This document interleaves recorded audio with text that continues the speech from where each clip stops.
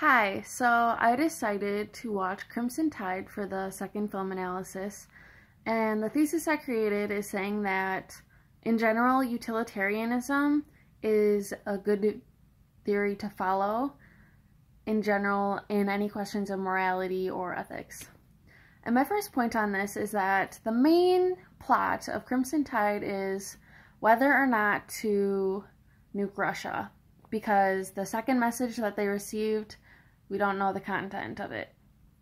So the captain said that he wants to just ignore the second message and he doesn't care what it possibly could have said, while the XO decides that they need to regain communication and they cannot nuke Russia until they figure out what the second message says, because it could say that the mission is called off or Russia surrendered or any of these things.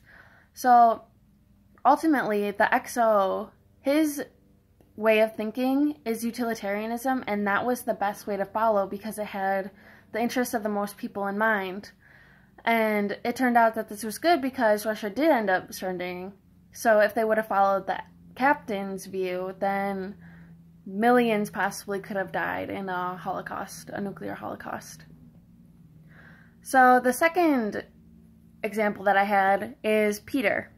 So when Peter was pressured into going against XO, he was supposed to open up a safe, and this would have allowed them to nuke Russia as the captain wanted. But he knew that if he would have done this, then thousands of people could have died, so he decided not to. But then the captain came out and he threatened to kill an innocent person that was on the submarine. So then Peter decided he would open it because he didn't want this one person to die. So eventually, because of Peter's decision, the nuclear holocaust did not occur. But since he would have opened it, if this would have allowed them to nuke Russia, then thousands of people would have died instead of letting just the one innocent person on the sub die, which in the view of utilitarianism, that's not the goal, because they want the interests of the most people rather than just the one person.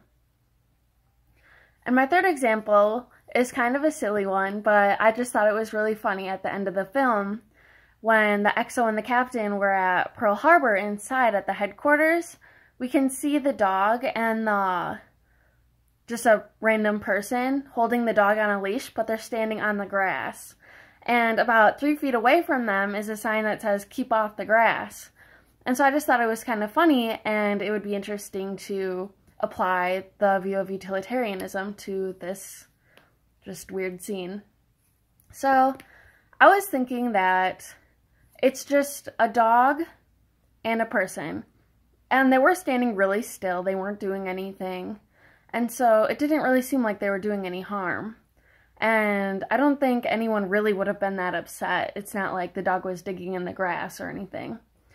And so I think that the dog was definitely happier on the grass. And then since the dog was happy, I'm sure the man that was holding the dog was also happy. And then I don't think anyone would have been upset. So in this case, there are more people happy than there are that would have been upset. So this would satisfy the goal of utilitarianism in this example, because there are two people, or one dog and one person, that are happy and probably no people that are upset. So to conclude, this movie, Crimson Tide, was a good example of utilitarianism and had a lot of questions of morals and ethics, and ultimately, if they would have followed the goal of utilitarianism throughout the whole movie, then either way more people would have lived instead of died. So, thanks!